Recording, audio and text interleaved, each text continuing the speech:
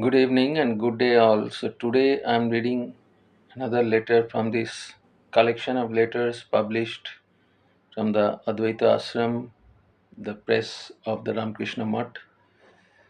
These are the original unedited letters of Swami Vivekananda, which I read last day,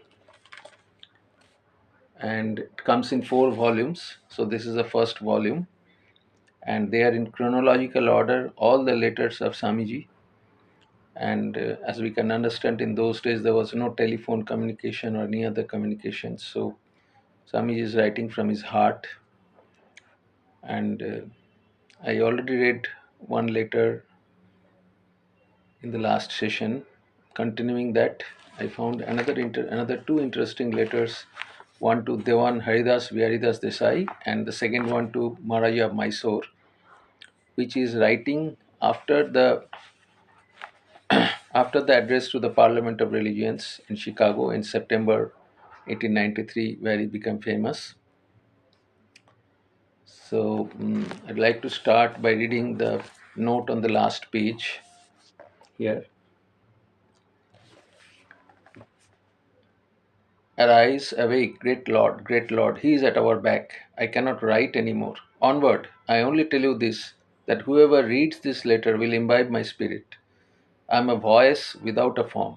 It may be that I shall find it good to get outside my body, to cast it off like a worn out garment, but I shall not cease to work. I shall inspire men everywhere until the world shall know that it is one with God. Swami Vivekananda. Very beautiful quotation, writing from Swami Vivekananda at the back page. Starting with this, and now I'll come to the letter. Letter number 133 to Devan Haridas Biharidas Desai. This is being written from 541 Dearborn Avenue, Chicago, 20th of June 1894. You have to understand the context. See, Haridas Vyaridas Desai, 1840 to 1895, served as the Dewan of Junagadh state in Gujarat. He was a devout individual and an exceptional administrator who implemented significant reforms across all departments of the state within a decade. So that is the background of Sri Haridas Vyaridas Desai. And the second letter is to Maharaja of Mysore. Maharaja Chamrajendra Vadiyar, 1863 to 1894, was the 23rd Maharaja of the Kingdom of Mysore from 1868 until his sudden death in December 1894. Swamiji stayed as his guest at the Mysore Palace in November 1892, and the Maharaja became an admirer of Swamiji. So I found these two letters very interesting. The context here is Swamiji has already addressed the Parliament of Religions and has become quite famous, but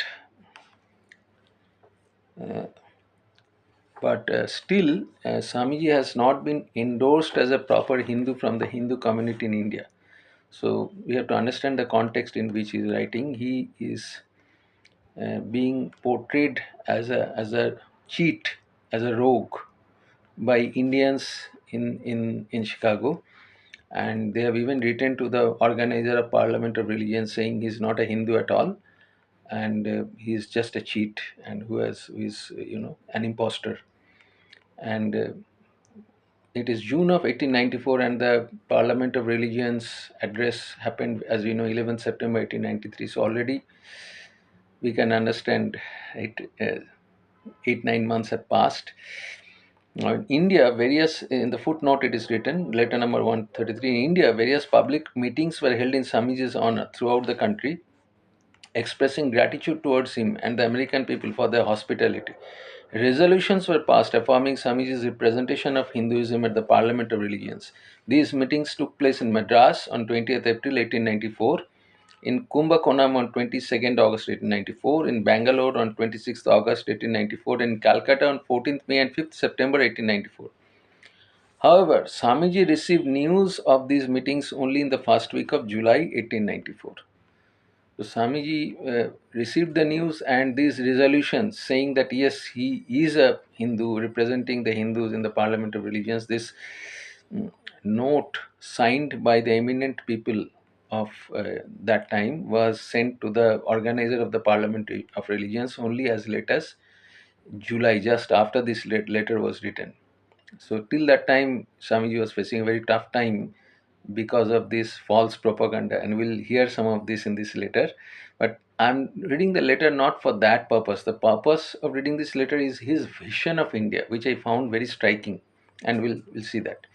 So he's writing 20th of June 1894 from Chicago to Dewan Haridas Viharidas Desai. Dear Devanji Sahib, your very kind note came today. I am so sorry that I could have caused pain to such a noble heart as yours with my rash and strong words. Footnote: Swamiji was perhaps referring to his previous letter to Devanji written in the first week of March 1894. I bow down to your mild corrections. Thy son am I, teach me thus bowing. Gita. But you well know, Devanji Sahib, it was my love that prompted me to say so. The backbiters, I must tell you, have not indirectly benefited me. On the other hand, they have injured me immensely in the face of the fact that our Hindu people did not move a finger to tell the Americans that I represented them. So as I was telling, till that time, till this June 1894, he hasn't got any official communication from the Hindu community endorsing that he is a Hindu. Had our people sent some words thanking the American people for their kindness to me and stating that I was representing them, Mr. Mazumdar and a man called Nagarkar from Bombay and a Christian girl called Jean Sorabji from Pune have been telling the American people that I have donned the sannyasis garb only in America and that I was a cheat, bare and simple.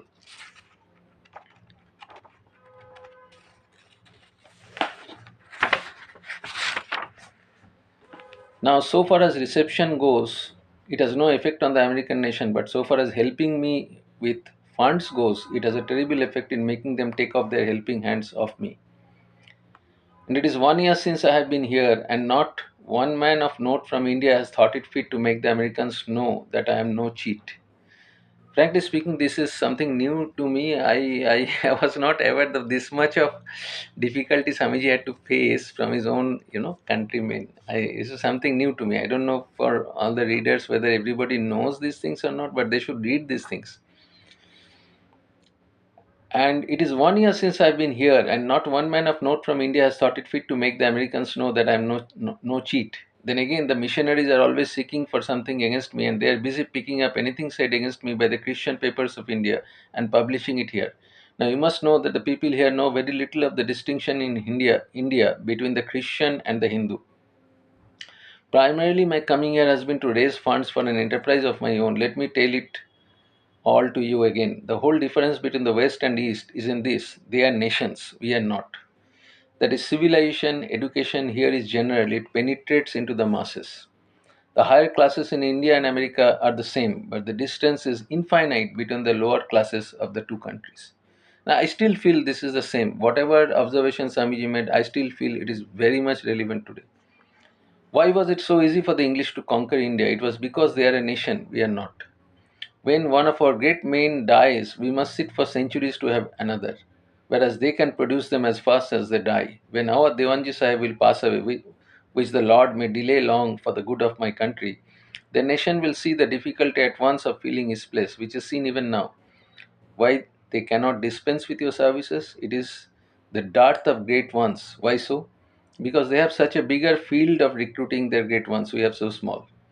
A nation of 300 million has the smallest field of recruiting its great ones compared with nations of 30, 40, or 60 million because the number of educated men and women in those nations is so great. Now, do not mistake me, my kind friend. This is the great defect in our nation and must be removed in bold letters. To educate and raise the masses, and thus alone a nation is possible. Our reformers do not see where the wound is. They want to save the nation by marrying the widows. Do you think that a nation is saved by the number of husbands its widows get? Nor is our religion to blame, nor does an idol more or less make much difference. The whole defect is here. The real nation who live in cottages have forgotten their manhood, their individuality. Trodden under the feet of Hindus, Muslims, or Christians, they have come to think they are born to be trodden under the foot of everybody who has money enough in his pocket.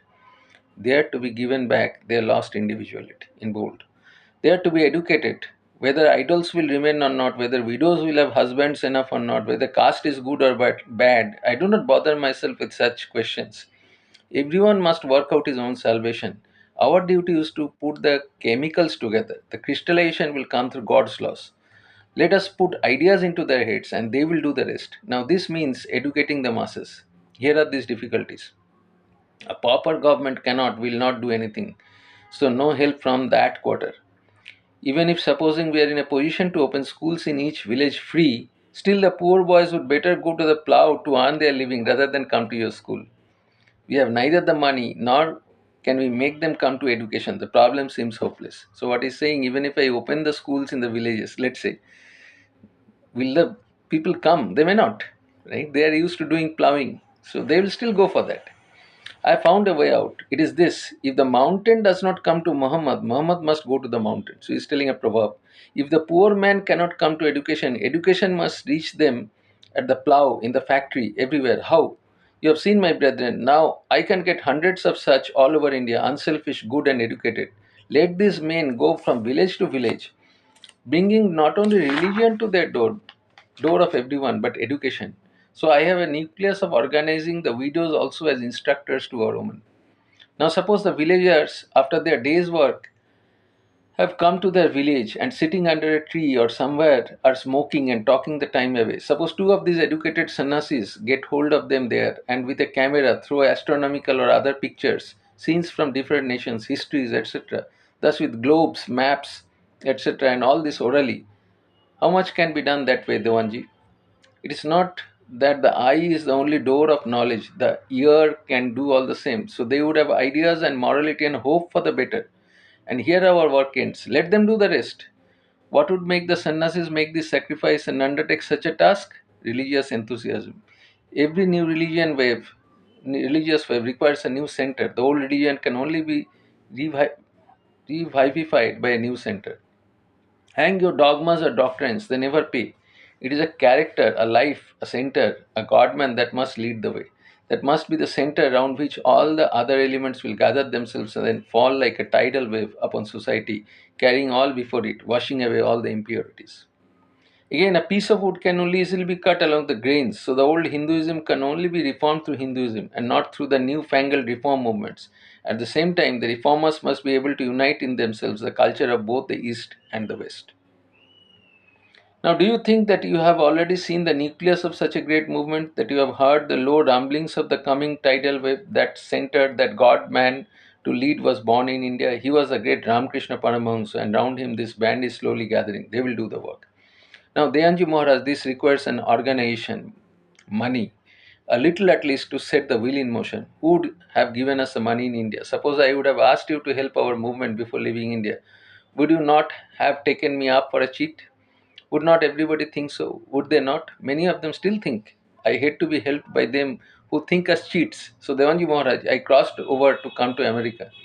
You may remember I begged all the money from the poor, and the offers of the rich I would not take because they could not understand my ideas. See,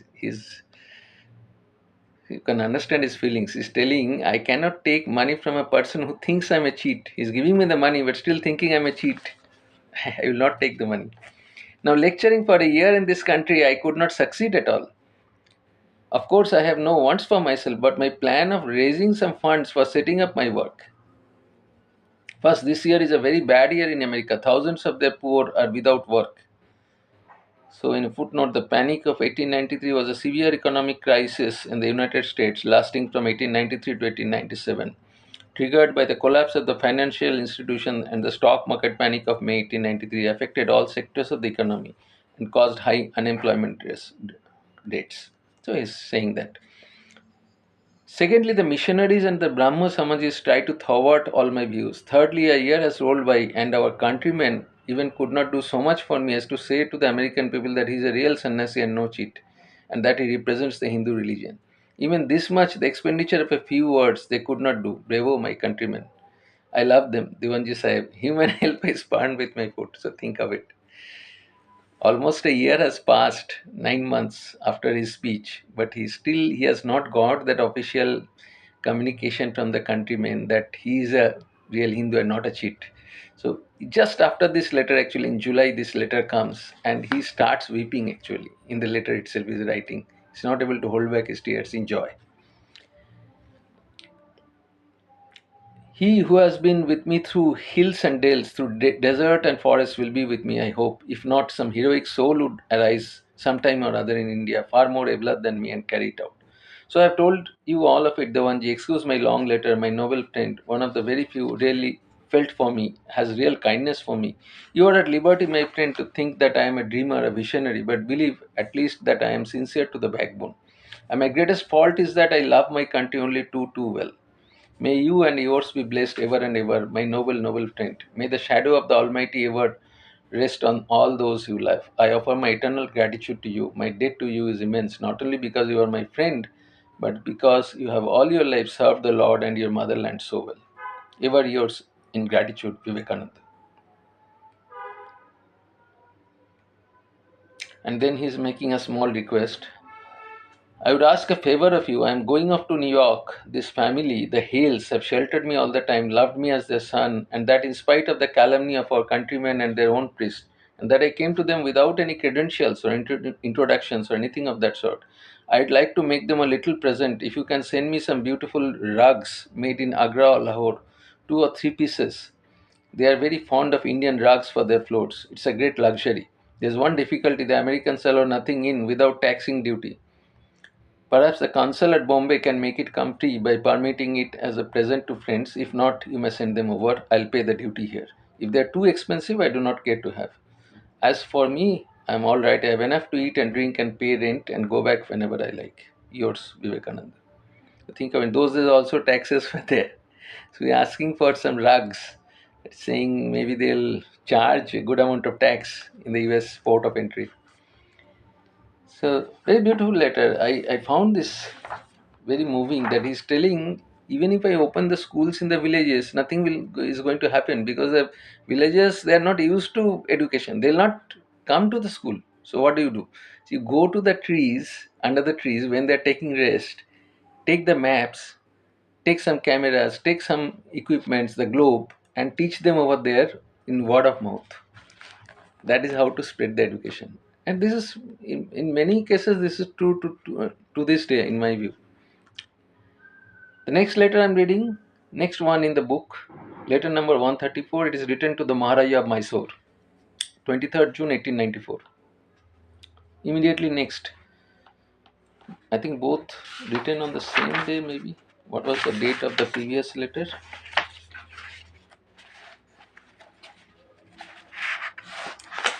Previous 20th June. So this is 23rd June.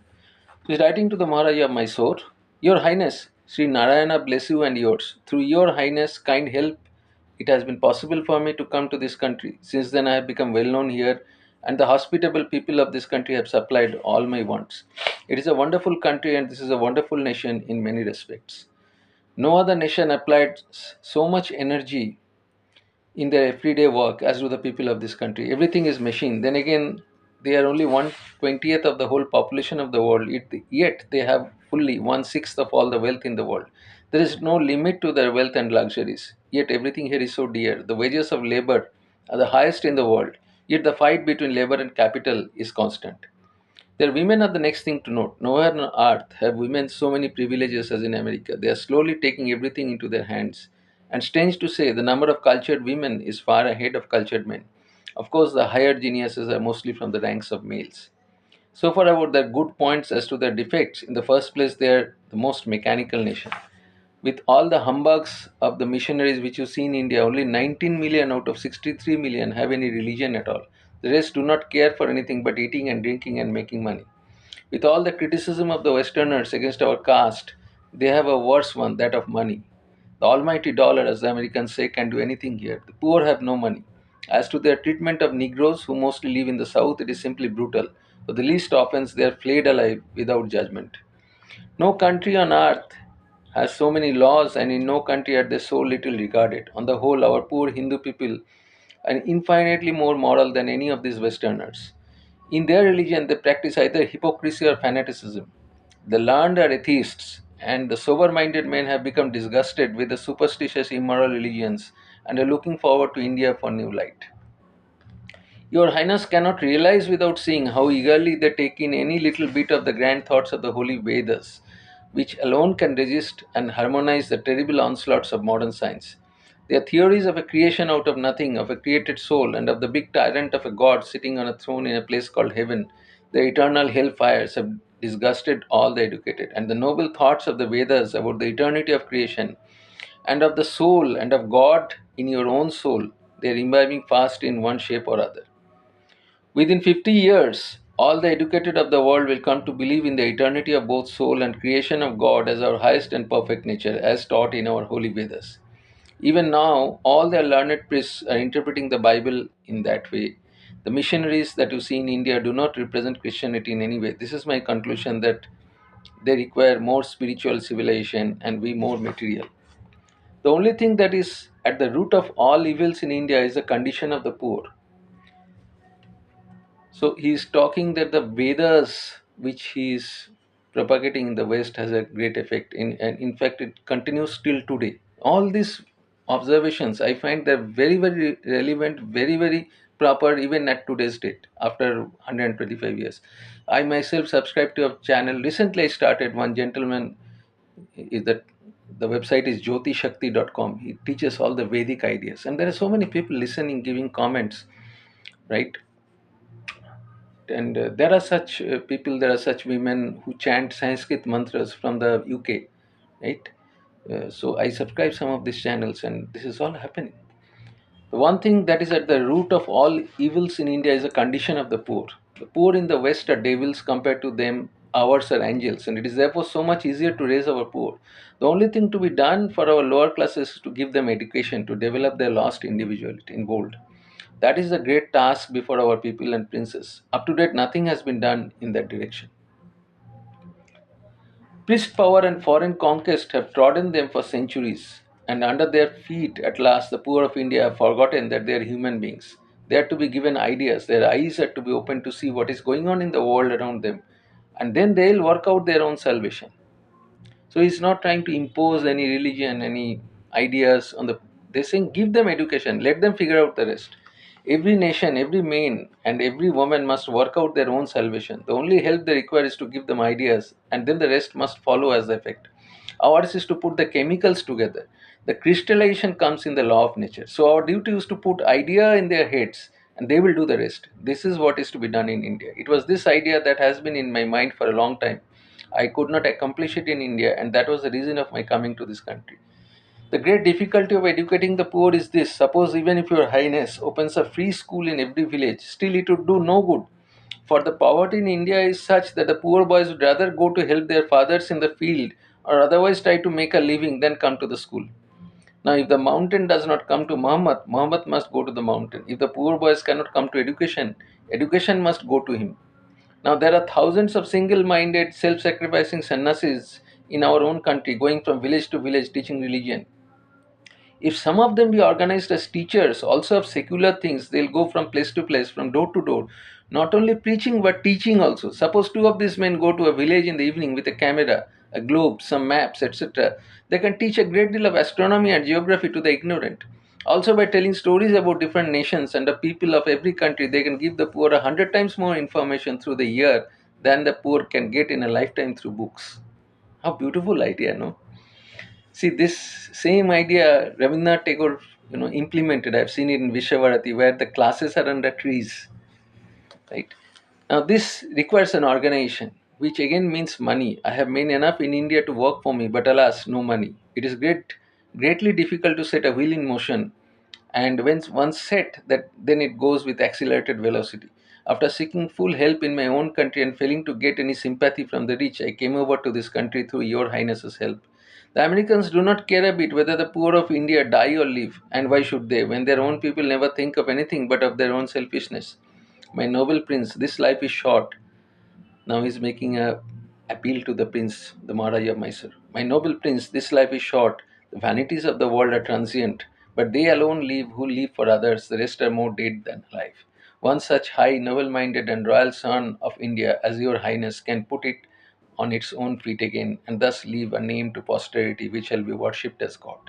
May the Lord make your noble heart feel intensely for the suffering millions of India, sunk in ignorance, is the prayer of Vivekananda. What a beautiful letter to the Maharaja of Mysore. When I read this, I was like taken aback, and Both these letters I was just reading again and again, and beautiful letter. So thanks. And this is the book again in 4 volumes. It's all the original unedited letters of Swami Vivekananda in chronological order in 4 volumes, published by the Advaita Ashrama, and it's available online also. Thank you. Thank you once again.